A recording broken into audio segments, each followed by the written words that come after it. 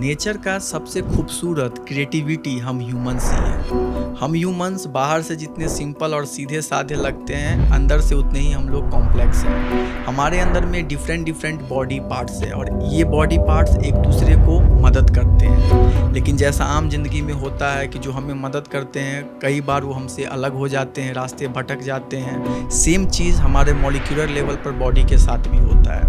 Organs एक दूसरे से अलग हो जाते हैं और असर ये पड़ता है कि उनका जो कोऑर्डिनेशन होता है वो बिगड़ जाता है और हमें डिजीज़ यानी कि बीमारियां हो जाती हैं। इन्हीं कई बीमारियों में से एक स्पेशल कैटेगरी है बीमारी का, जिसे हम लोग जेनेटिक डिसऑर्डर्स के नाम से जानते हैं। जेनेटिक डिसऑर्डर रेयर होते हैं लेकिन ये काफ़ी खतरनाक होते हैं, जिसका इलाज अभी तक नामुमकिन था। आज के पॉडकास्ट में हम लोग जो नए इलाज आया है जेनेटिक डिसऑर्डर का, उसके बारे में डिस्कस करेंगे और ये भी जानेंगे कि ये जेनेटिक डिसऑर्डर क्या होते हैं और ये कितना अभी तक पूरे संसार में पाया जाता है, क्या इसका इंसिडेंस और क्या इसका प्रिवलेंस रेट है। तो दोस्तों, वीडियो में आगे बढ़ने से पहले मैं आप लोगों से रिक्वेस्ट करता हूँ कि हमारा चैनल को आप लाइक करें, सब्सक्राइब करें और हमें सपोर्ट करें।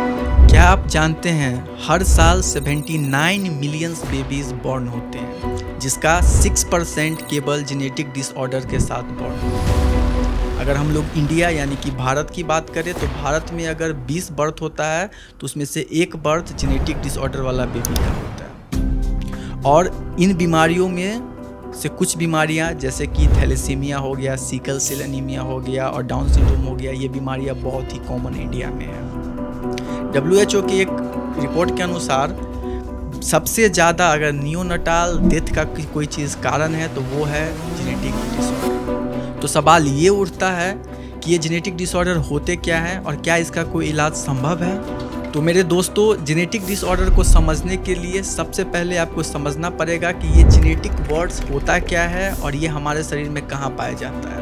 तो जेनेटिक्स वर्ड एक अपने आप में एक ये सब्जेक्ट है जो डील करता है कैसे हम लोग जीन अपने माँ बाप से लेते हैं और हमारे अंदर में जो जीन आता है, जो कैरेक्टर हमारे पेरेंट्स में पाए जाते हैं, वो कैरेक्टर हमारे अंदर में ट्रांसमिट होते हैं जीन के द्वारा। मतलब कि आप जैसे एक चीज़ सिंपल आप जानते हैं कि आपका शरीर में सेल है और सेल के अंदर में न्यूक्लियस है जो पूरा सेल का फंक्शन को कंट्रोल करता है। ठीक, ये न्यूक्लियस के अंदर में जेनेटिक मटेरियल पाए जाते हैं जिसे हम लोग क्रोमोसोम बोलते हैं। क्रोमोसोम, हर एक क्रोमोसोम के अंदर में DNA पाया जाता है और हर एक DNA के ऊपर में जीन पाया जाता है जो कि कैरेक्टर को अपने ऊपर कैरी करता है, ढोता है। तो जब कभी उस जीन के अंदर में कोई गड़बड़ी आ जाता है, उसे हम लोग मेडिकली म्यूटेशन बोलते हैं। तो होता क्या है, जो नॉर्मल फंक्शन होना चाहिए इंसान का वो एबनॉर्मल हो जाता है और इंसान जेनेटिक डिसऑर्डर का शिकार हो जाता है। तो ये हो गया जेनेटिक डिसऑर्डर का मतलब। अब ये जेनेटिक डिसऑर्डर जब एक इंसान को हो जाता है तो ये चांसेस होता है कि वो नेक्स्ट फर्दर जनरेशन को भी वो क्या करेगा, तो वो डिजीज़ को ट्रांसमिट करेगा। ये डिजीज़ एक जनरेशन से दूसरे जनरेशन में उतरते हैं। तो अगर हम लोग ट्रीटमेंट की बात करें तो अभी तक कोई भी ऐसा परमानेंट ट्रीटमेंट नहीं था। पहले हम लोग क्या करते थे, तो सपोर्टिव ट्रीटमेंट करते थे, पेशेंट को सपोर्टिव ट्रीटमेंट देते थे। जैसे कि सिकल सेल एनीमिया में ब्लड की कमी हो जाती है तो उसके लिए हम लोग ब्लड चढ़ाते थे। बहुत सारी डिजीज़ है जिसमें ऑक्सीजन का शॉर्टेज हो जाता था तो हम लोग ऑक्सीजन थेरेपी देते थे। बहुत सारे थेरेपी जैसे कि डाउन सिंड्रोम हो गया तो उसमें हम लोग रिहेबिलिटेशन यानी कि हम लोग उन्हें थेरेपीज़ देते थे, स्पीच थेरेपीज़ देते थे और बहुत कुछ करते थे।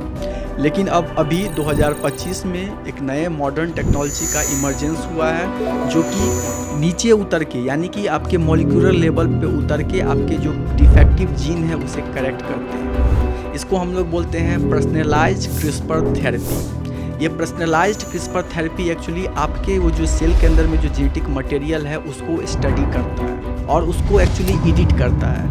ये जीन एडिटिंग प्रोसेस है। आपका जो पूरा जेनेटिक मटेरियल उसमें कोई एक जीन अगर डिफेक्टिव है तो उसको ये जो क्रिस्पर मॉलिक्यूल से ये उसे कट कर देते हैं और कट करने के बाद जो ओरिजिनल वाला जो अच्छा वाला जीन होता है उसे जाके इंसर्ट कर देते हैं। और इससे होता क्या है, तो इससे जो आपका डिफेक्टिव जीन है वो ख़त्म हो जाता है और आपका अंदर में अच्छा जीन आ जाता है और अच्छे से सर्वाइव कर पाते हैं। अभी तक पूरे विश्व में 5 ऐसे बर्थ हुए हैं जो जेनेटिक पर्सनलाइज्ड जेनेटिक थेरेपी से करेक्ट किए गए हैं। तो अब बात यहाँ पे एक चीज़ ये भी उठता है कि अगर हम लोग इंसान के जो फंडामेंटल लाइफ, आप जो कुछ भी हैं, आप जो कुछ भी कर रहे हैं, वो सारा आपके जेनेटिक मटेरियल के अंदर में इनकोड किया गया है। मतलब master plan of life is hidden in your gene. तो अगर एक साइंटिस्ट अगर उस जीन को अगर ठीक कर देता है, इसका मतलब ये है कि अगर साइंटिस्ट चाहेगा तो इंसान को कुछ भी बना सकता है। तो ये सबसे बड़ा एक बायोएथिकल इश्यूज है, लेकिन अभी तक इसका गुड चीज़ में ही उपयोग किया गया है। जितने भी डिजीज है उसको टैकल करने के लिए इसको किया जाता है। आई होप आपको ये इन्फॉर्मेशन बहुत अच्छा लगा होगा,